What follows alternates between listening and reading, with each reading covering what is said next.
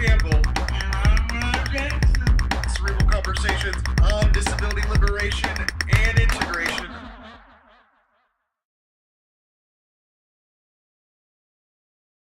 Hello, everybody, and welcome to Cerebral Conversations, Episode 9. This is Cerebral Conversations on disability liberation and integration. I'm CJ Campbell. And I'm Ron Jackson. Let's get cerebral. Let's do this. So, Ron, we're unveiling a new format. Instead of doing big, long episodes, we're going to shoot for about 20 minutes on each episode, and we'll do just a block of episodes on one topic. But first, let's get to your week. My week has been quite liberating. Yes. It all started with amazing fajitas. Yeah, I partook of those fajitas, and they were pretty bomb. Yes, they were. I am reaping the benefits of you having awesome PAs. Yes. Everybody in the building is reaping the benefits of my awesome PAs. So, by the way, thanks, Nikki. Thanks, Alexis. You guys rock. Thank you. Now, speaking of food, something has been going on in your life? I have begun to liberate myself even further by feeding myself. Yeah, share a little bit of what that's like for you. It seems normal to me, but I realize that it is difficult at times, depending on what I'm eating. And it's unique because I haven't done it for so long, so everyone seems amazed that I'm able to do it. Yeah, I know for me personally, I've never seen you feed yourself.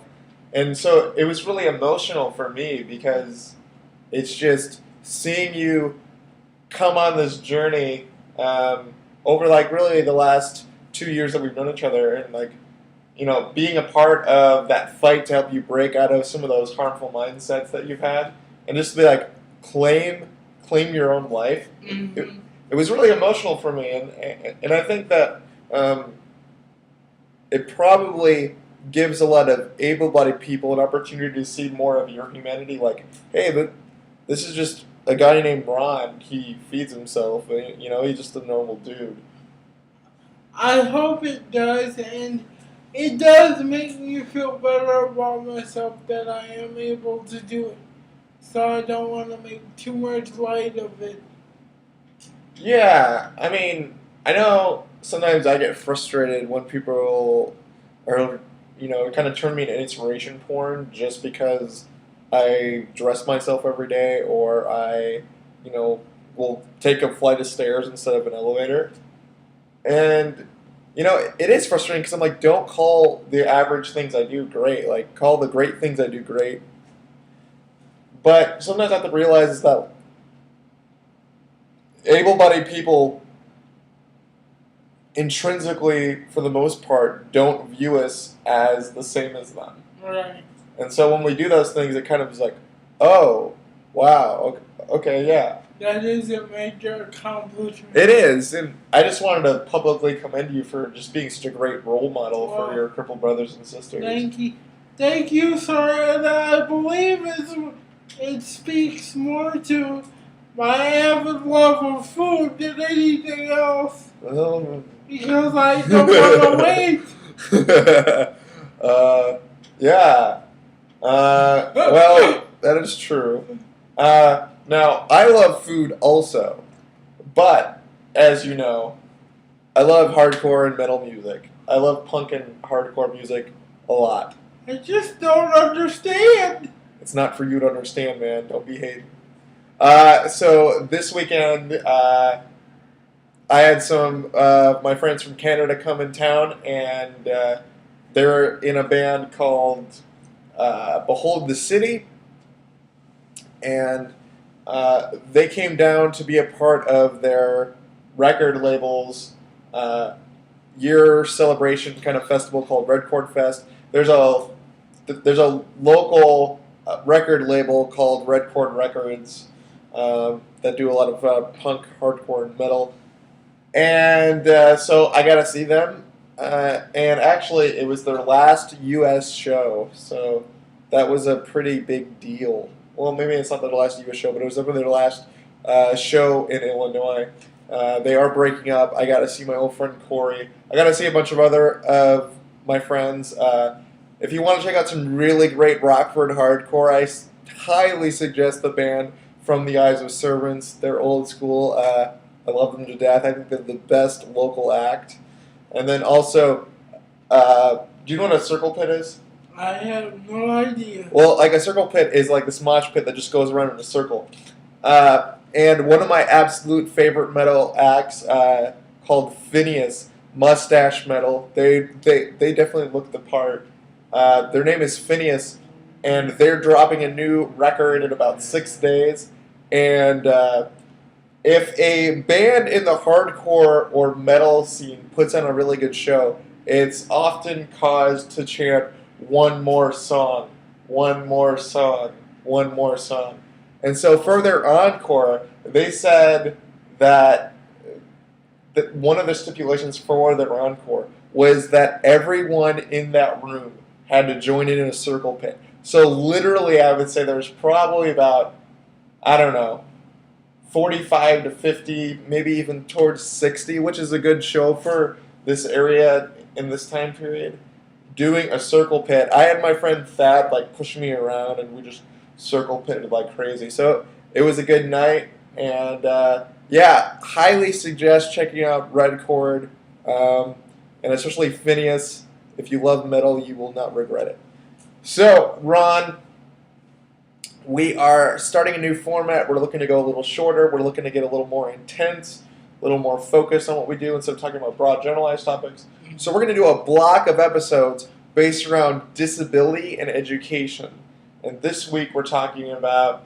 This week we're discussing the foundations of early education and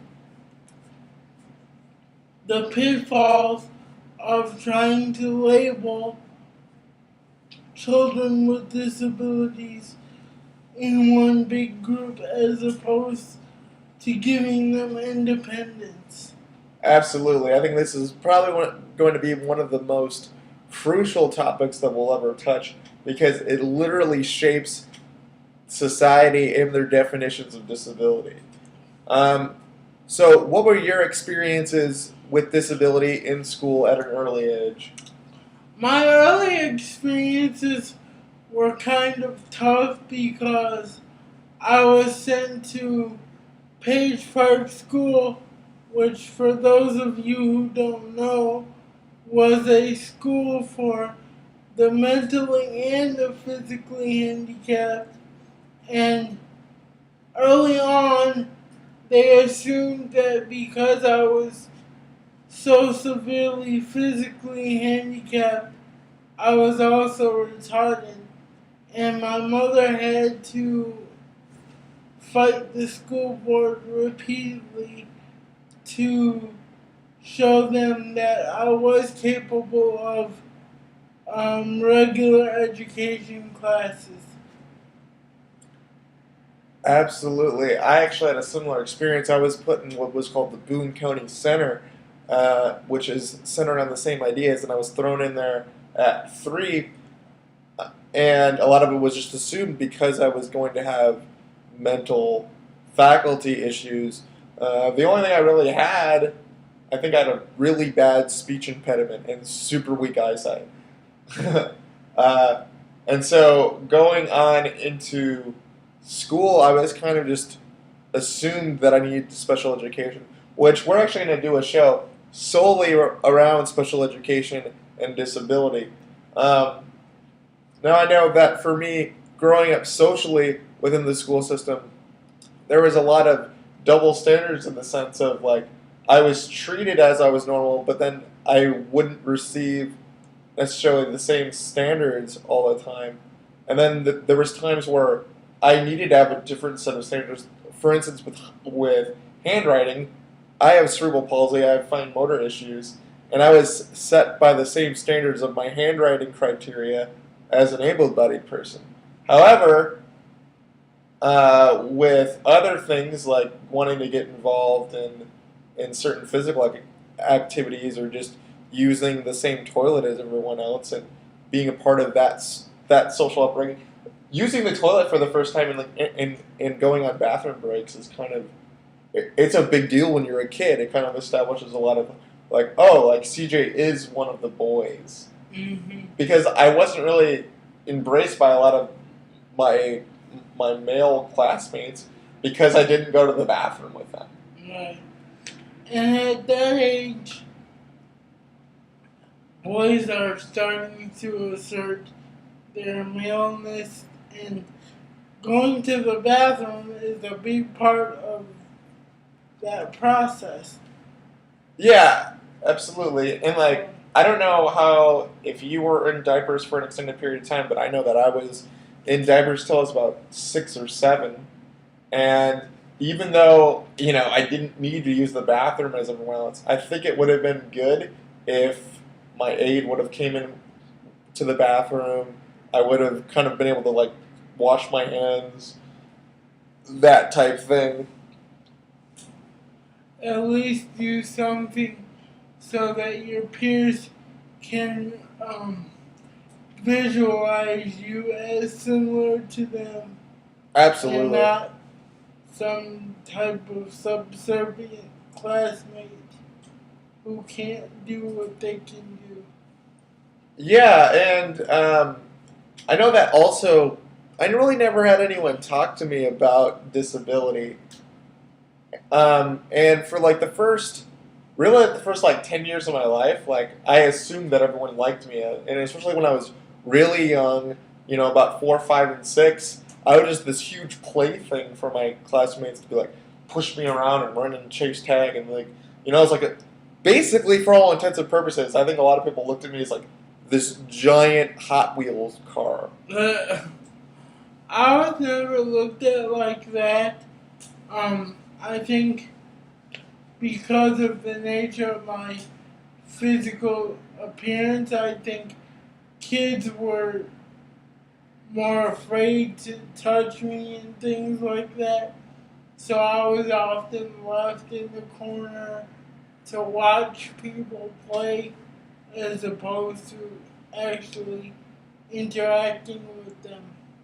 I think that definitely happened a bit with me in like physical education because I don't think a lot of school systems. First of all, physical education isn't a priority in a lot of school systems, which I think touches on the obesity epidemic, but not to get too political.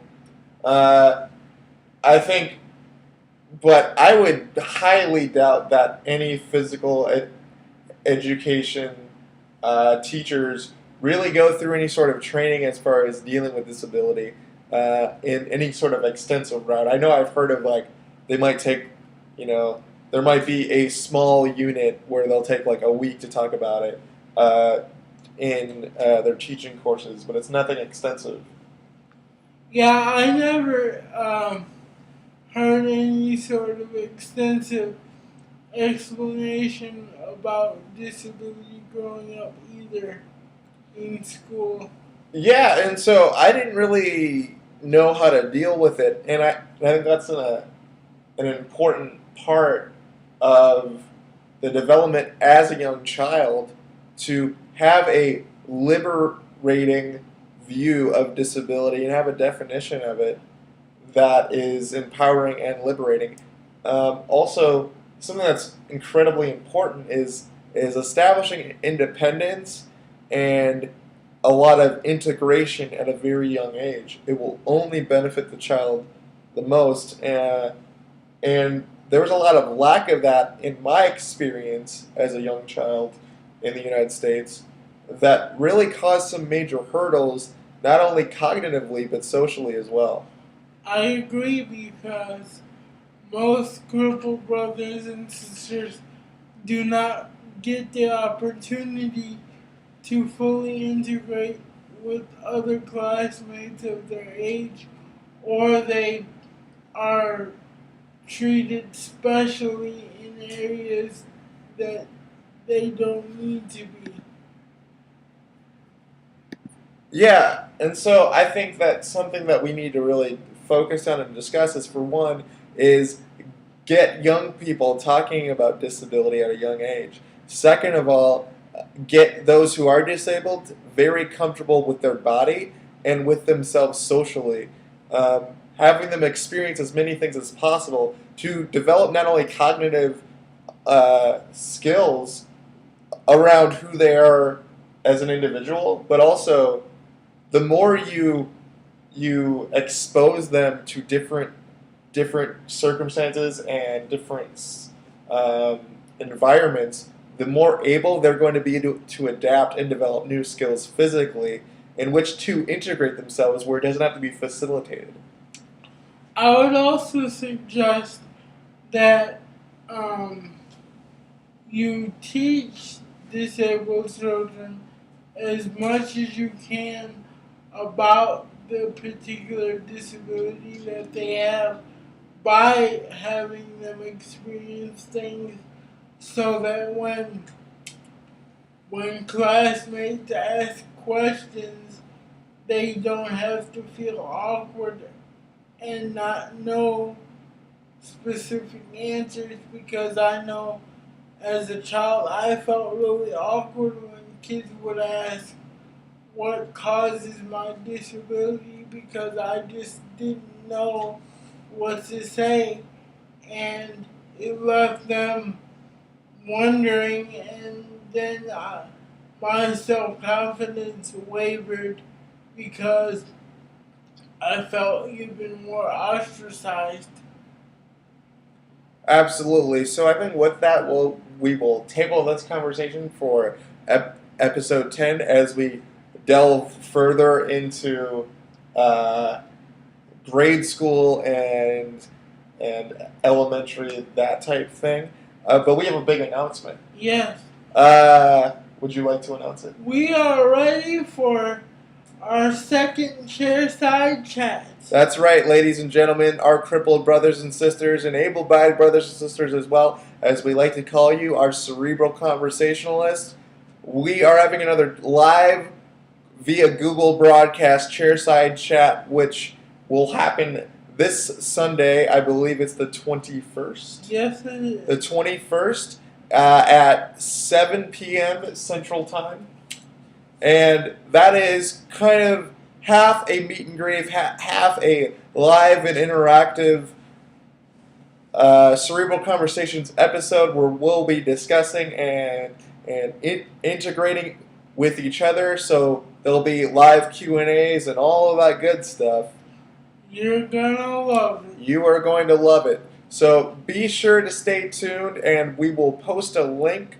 We'll also be giving you kind of reminders throughout the week, but we will post a link Sunday around 7 to the live Google broadcast, and the first 10 people in get to be a part of it on camera. So be sure to tell your friends and be sure to get there because we love talking to you.